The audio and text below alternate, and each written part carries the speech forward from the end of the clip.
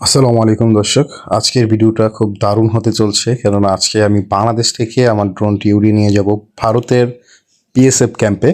তো চলুন, ওই যে দেখতে পাচ্ছেন দূরে, এটা হচ্ছে ভারতের বিএসএফ ক্যাম্প। আমাদের বাড়ি থেকে 2-1 কিলোমিটার পরেই হচ্ছে ভারত সীমান্ত। তো আমি ড্রোনটি আকাশে উড়িয়ে দিয়েছি এবং পাশের গ্রাম দেখতে পাচ্ছেন, আমার এলাকার পাশের গ্রাম দিয়ে হচ্ছে আমরা ওই ক্যাম্পটিতে দেখতেছি। আমরা ক্যাম্পটি প্রায় ছোট থেকেই দেখে আসছি, বাট ভিতরে কি অবস্থা আমরা দেখতে পাই না। যারা কাছে আসেন, যারা কাছে বসবাস করেন, তারা আসলে দেখতে পায়। তো আমি হচ্ছে ড্রোনটা উড়িয়ে দিলাম সেটা দেখার জন্য।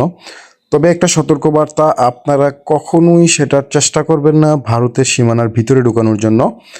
আমি কখনোই বলবো না আপনারা আপনার ড্রোনটি বা শখের জিনিসটি ভারতের সীমানার ভিতরে নিয়ে যান।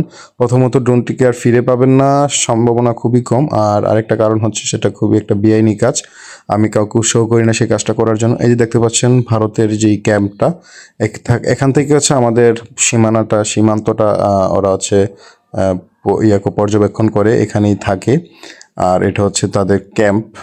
তো আমি আসলে ভিতরে নিইনি, দেখতে পাচ্ছেন সামনে কাঁটাতারের বেড়াটা। আমি বাংলাদেশের সীমানা থেকেই জুম করে একটু দেখানোর চেষ্টা করলাম। আর আপনারা কখনোই সেটা ট্রাই করবেন না, এতটুকুই। আল্লাহ হাফেজ, ভালো থাকবেন।